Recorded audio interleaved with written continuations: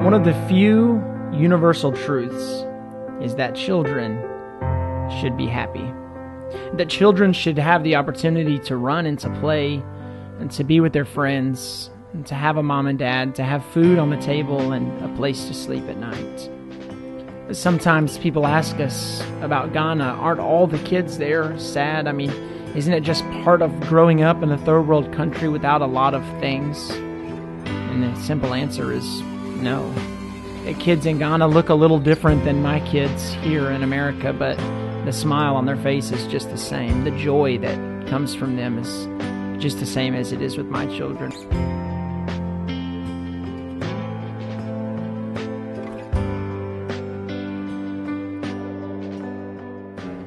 Here we are on Lake Volta in Ghana, Africa. Lake Volta is now the largest man-made lake in the world by surface area. But in the late 1950s, it was only a dream. The idea was to build a dam that would create a massive body of water so that the country could have hydroelectricity. What was inadvertently created was an industry of child trafficking, of modern-day slavery. And for the last 50 years, children in Ghana have been forced to work on the lake. People often ask us, how does a child end up in slavery? And as hard as it is for us to understand or even fathom, many of the mothers of these children thought they were doing the kids a favor by sending them to work on Lake Volta. What they were told is that their child would be able to work and to go to school and to have more opportunities than they could have sitting in a small hut in rural Ghana starving to death. And so the mothers take a leap of faith that ends up being a nightmare when they never see their child again and they don't actually get to do the things the mothers were told they would be able to do.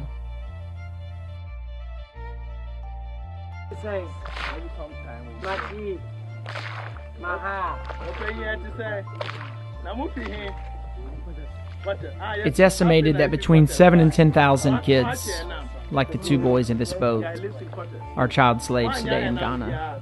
Kids as young as 5 and 6 years old. Kids who should be in kindergarten, not working on a lake. Now hold it so that they can come here.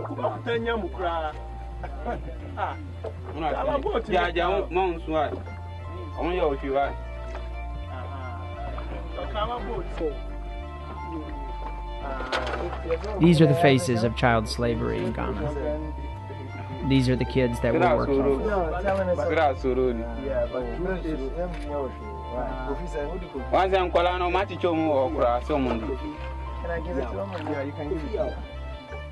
These faces are the reason Mercy Project exists. Yeah, that's fine. I just want to remind you. And let's see if we can. Oh, Papa. Oh, almost true. If you cut that, some Kalani, I am almost talking. Come on, it's okay. It's okay.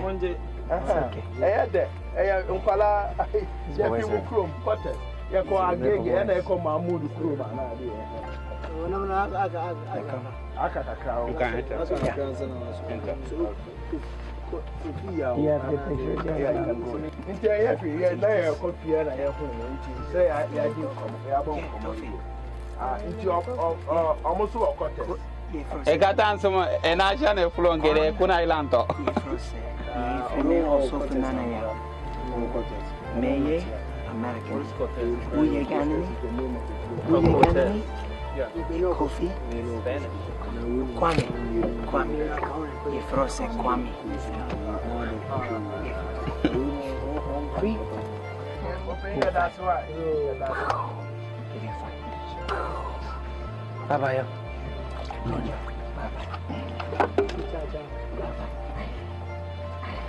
Strong. Kojo. Hey. Strong young one. Papa, that's it.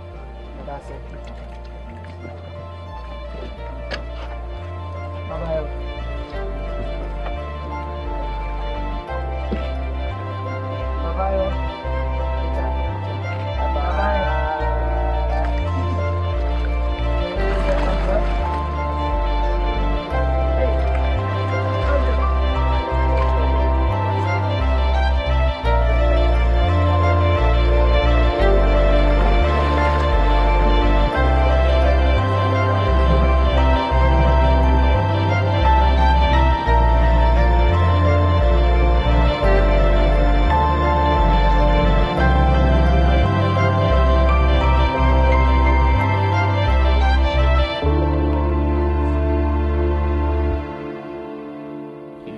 of the things that's most consistent in every fishing village we enter in Ghana is that they tell us they're not catching enough fish.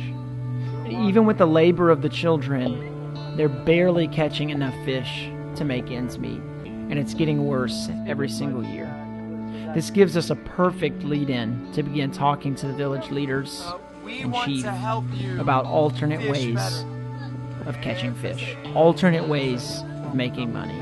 And so we gather under a huge mango tree, which is the customary meeting place in Ghana.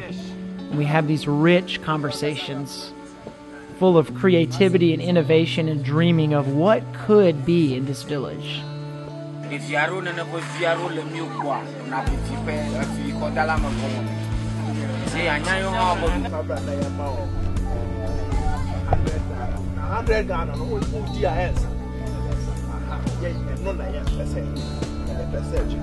Telling them that some other clients say we'll get 100 Ghana, but yeah, but absolutely we'll finish. This is, but we are looking at sustainable economic ventures that will benefit. They wouldn't think it was true. And this takes place over usually 4, 5, 6 meetings that we have with one village. But over that time, slowly but surely they begin to trust us. They begin to see it as a collaboration, as a partnership, not just our idea that we're trying to get them to take on, but actually an idea that they've helped us to come up with. An idea that they're as involved as we are, that they have as much ownership in as we do. One of the ideas that the Ghanaians are most excited about, and which makes the most sense to us as well, is the idea of aquaculture, or cage fishing. This is simply fish that you farm or grow in a large cage. So they start out as babies and you feed them every day, and after a time period you harvest them and you end up with huge, healthy fish, thousands of pounds of them. And the best part of all is that just 1 or 2 men can do the work of many, many children in this way. As we mentioned earlier, all of the fishermen tell us the biggest problem with fishing is that there's simply not enough fish. And with aquaculture, that's no longer an issue. We know exactly how many fish they're going to have at the end of the time period. We know exactly how much those fish are going to bring in the market. And it's so much more than they're making currently. Which means the benefit of having the children is no longer there.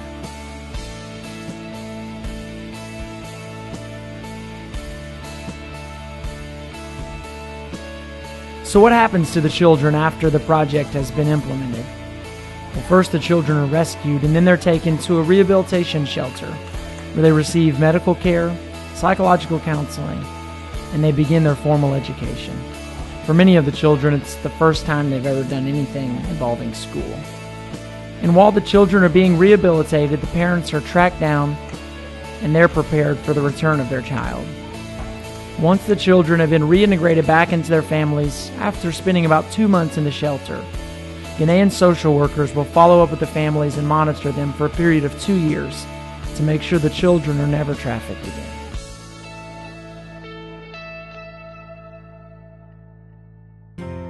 So what does getting involved in Mercy Project look like? A lot of that's going to depend on you and your family.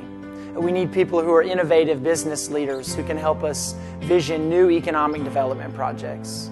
Of course, we need financial support. We need people who will bring us to their churches and to their businesses, to their civic organizations, and let us tell the story of these kids. But what we need most of all are people who will become advocates for the children. People who will let the stories of the children you've just seen intersect with their own story in such a way that it changes the lives of both of you. We hope you'll join us on the journey.